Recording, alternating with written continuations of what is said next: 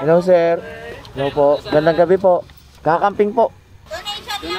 Donation lang po. Sige po. Salamat po. Dito tayo sa malayo. Ayaw namin sa maingay. Kaya kami bumiyahe ng malayo para sa katahimikan. Tahimik naman talaga tong lugar na to. Sila lang yung nagpapaingay. Lakas ng volume. Kaya labas na video okay nila, hindi nilang sa bahay. Kaya nga eh.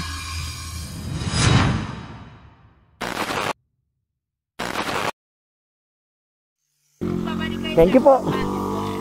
Sir, mag-message ka lang if season na ng club. Sige po. Okay, sige po. Thank you po. Salamat po. Sige po. Salamat po sa pagpapakabot. Talaga palang sea of clouds yung makikita rito pagka nasa panahon. Iniisip namin kasi nila sa Dick kung dadiretso na ba kami ng Kubo or magkakamping pa kami dun sa Nalubunan. 2 days and 2 nights na lang kami. Hindi pa naman kami nakakapag-camping dun. Dun na tayo, no? Nalubunan. Sige, tara.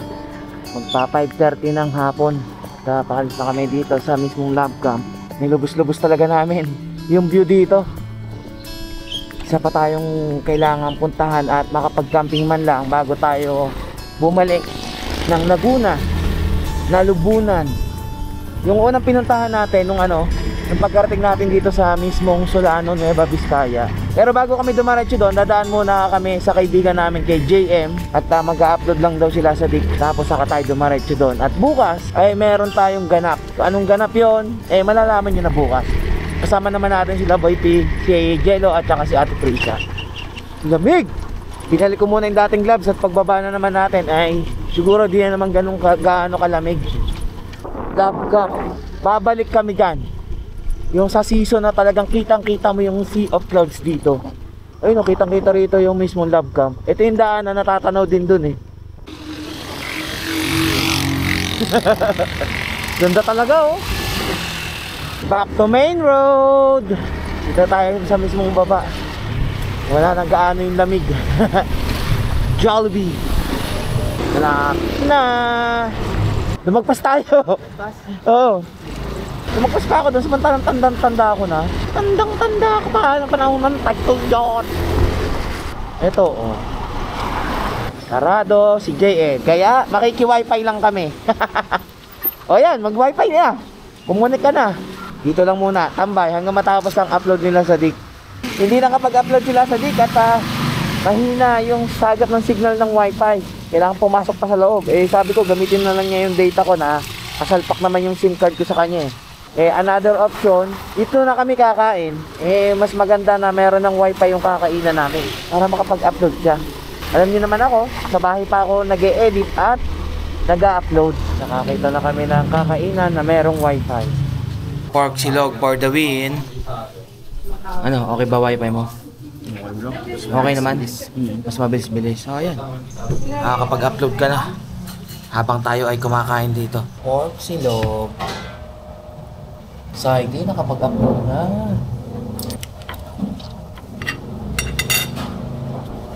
Pasado alas 7:30. All goods. Busog na kami. Ito pala kadilim dito sa daan.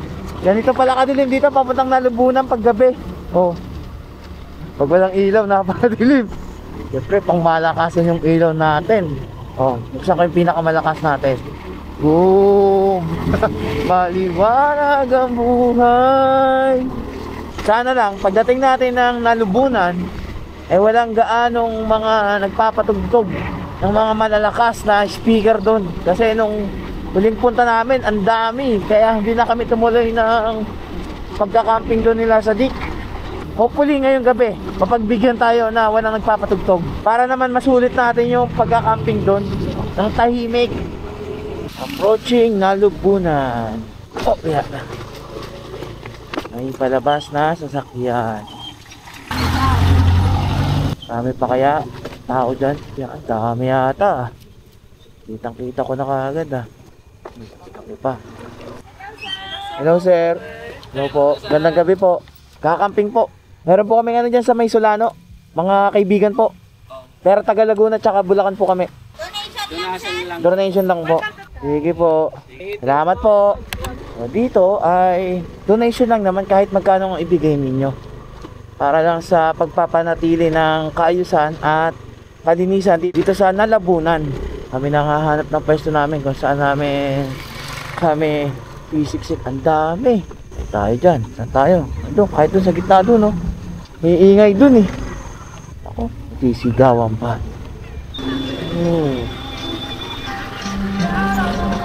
Dami nang nakapwesto. Mga nagmo-music pa.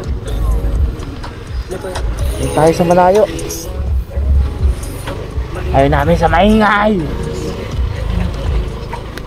Kaya nga kami bumiyahe ng malayo para sa katahimikan. Meron pa dito, bro. Mas malayo kami sa inaasahan namin lugar. Ano yan? Yan. Oh. May daan pa po dyan sa dulo dyan. May daan pa po dyan sa dulo. Kahit ano na to, last one. Yan na po yung dulo. Okay lang po. Ay, dito na lang po kami dumaan. Okay. Tayo kahit na solo lang natin yung dulo, okay lang kami. Mas gusto namin doon sa tahimik. Dito naman makiingay pa kami. O ito. At least dito. Masyado na kaming malayo.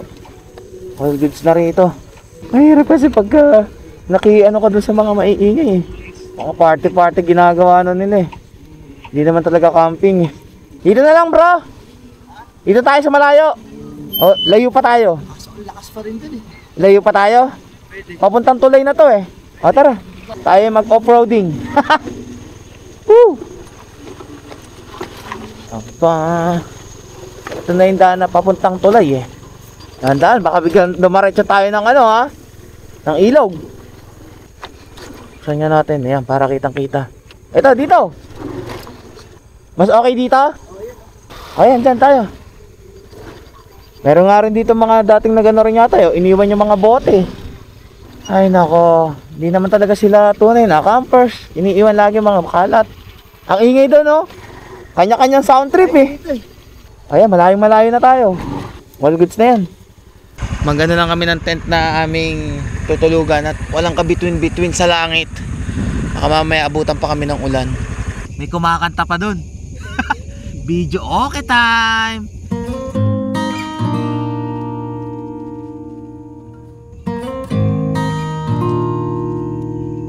All goods na kami dito.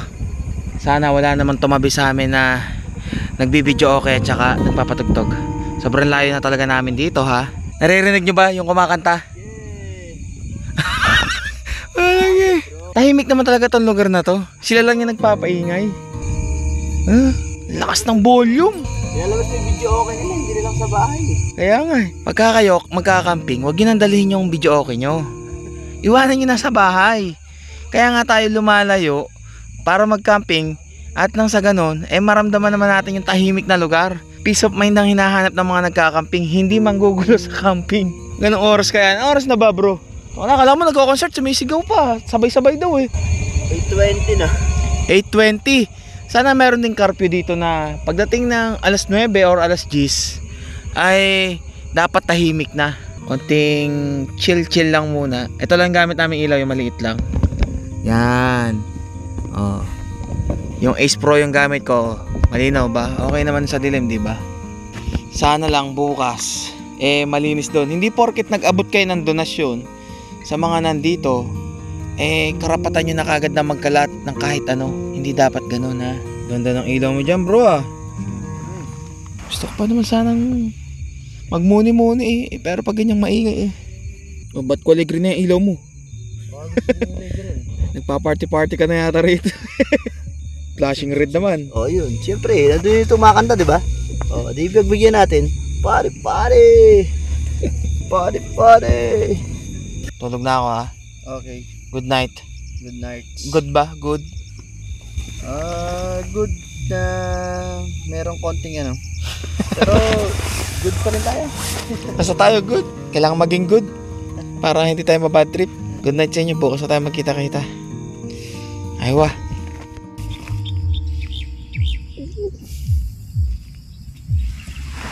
Ang amo. Ganda na sana yung huni ng ibon eh. Sinabayan pa ng umagang napakalakas ng sounds. Ay nako.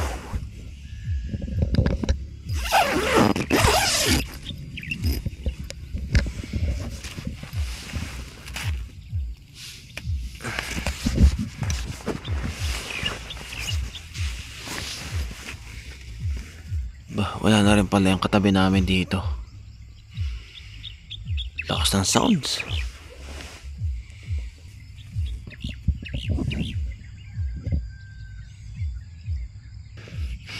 Good morning. Mula dito sa Nalubunan. Ay, ganda na ng view eh oh.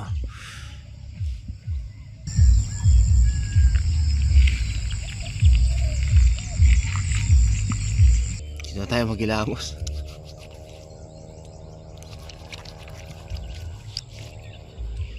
Hindi ko lang alam mamaya kung mayroon pa kaming pupuntahan nila sa Dik or yung mismo ano na lang pupuntahan natin na okasyon.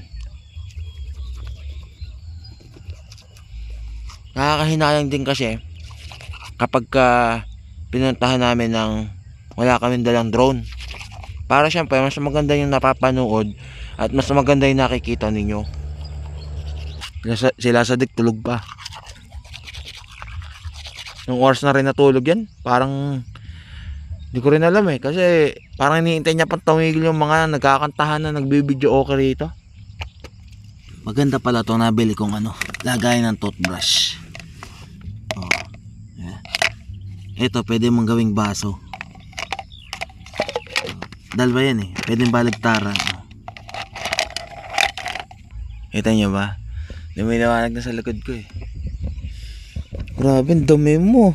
Beastie. Bago papalinisan kita. Yung chipa natin makapal pa.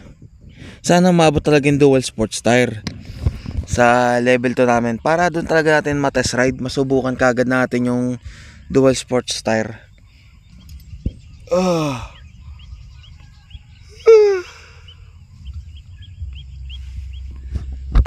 Yes bro, good morning. Morning bro. Ano, malamig? Medyo nakakatawa yung party talaga kagabi. Hanggang ngayon nga, magang-maga eh. Oo nga meron pa rin.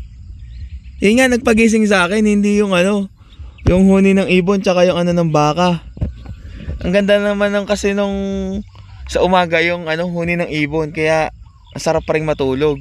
Eh yung ingay dun yung biglang nagpagising sa akin eh. Ang pagka-camping para sa amin kaya kami nagka-camping, pumupunta kami sa place na tahimik. Para sa ganun, ma-relax kami.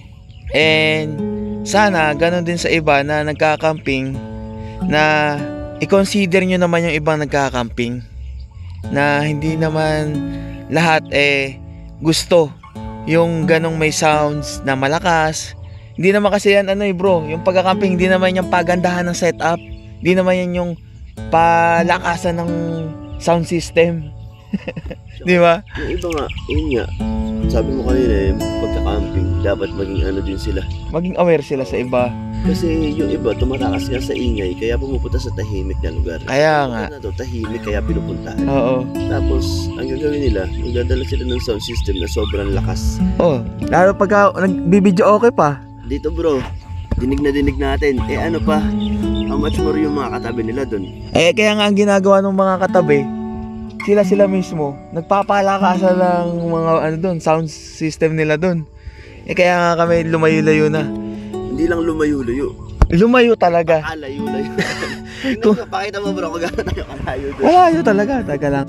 Ayun layo dun Tingnan nyo naman Ito na kami Kung kaya nga lang namin kagabi na dumaretso hanggang dito sa may malapit na sa mismong tulay dadaretso na kami dun Tama ilog may usok-usok Nawala yung kumakanta pero tuloy yung sounds. Hanggang hating gabi nakatulog ako, magti-12 na din. Magto-12 ka na natulog? Pero meron pa din. Kasi pinapakiramdaman kita kung hihintay mong mawala yung nagbibideo okay. Wala gusto ko nga sanang mawala nagbibideo okay. Tsaka yung Gumagamit ng video, hindi. Anong gagawin mo? Tutudasin mo na. Hindi, wala, hindi talaga nawala. Hindi nawala. Oo. Ay siya, move on tayo. Nakalipas na yon. And ngayon panibagong araw, salubungin natin ang masaya. Good vibes ba? Di ba? Let's go. Alas 8:30 ng umaga at ito nagpakita na yung araw at umiinit na sa lugar na to.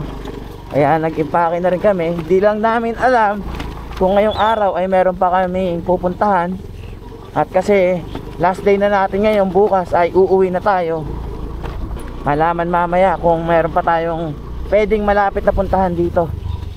Mukhang tumahimik na kasi mukhang nag-uwian na yung mga camperan dito na mga nagbibideo okay. At sobrang init na rin yan mamaya. Dinala ko yung basura. Ito lang basura lang namin, oh. Yan lang yung meron kaming basura. Ito sila ate, naglilinis na kagad. Good morning po, Nay. Agad, tapos si nanay pa, dami agad nakuha ng mga basura. Agad yung mga pagkakadating ng umaga ay naglilinis dito. Dumaretso muna kami at nang makakita naman kami ng nakaka-relax nang mawala yung inis na nararamdaman namin nila sa deep. Sarap. Dole Bridge, Caliat River Dam. Ito yung unang pinuntahan natin. Konti-unti nawawala na yung inis. Tropa na natin yung mga nandito eh. Pinarok Village. Tingnan namin kung dito yung palabas sa kabilang daan. Doon sa may daan ng Palintungan Falls. Ito na nga yun. Ito na nga yung labas na nadaanan namin nun. Diba? Kung saan kami, may tinambayan kami rito nun eh. Umikot lang kami. Gumagana yung pakiramdam. Sarap na sa pakiramdam. Ganito lang naman eh. Pagka meron kang nararamdamang inis, nararamdaman kang problema, may nararamdaman kang kalungkutan, magmotor ka lang. Puntahan mo yung lugar na hindi mo napupuntahan. Puntahan mo yung tahimik na lugar kung saan doon ka makakahinga at mahahanap yung katahimikan. Di ba? Dito kami tumambay eh. Oo. Kaya malaki talaga na itutulong kapag ka nagmumotor or bumabiyahe ka. Dito muna tayo. Para mawala yung ano. Para mawala inis natin doon. Hinga-hinga muna tayong konti. Dahil ito yung lugar na hindi ba gaanong sumisikat or naiinitan ng araw. Damahin muna natin to. Dahil humiga at umiglip. Namimiss ko yung ganito eh. Yung sa tabing kalsada lang tayo. Maya tayo. Malamig pa naman dito eh, sa pwestong to eh. Yeah. Nasa kanan mo, palayan, tsaka kabundukan. Hirap.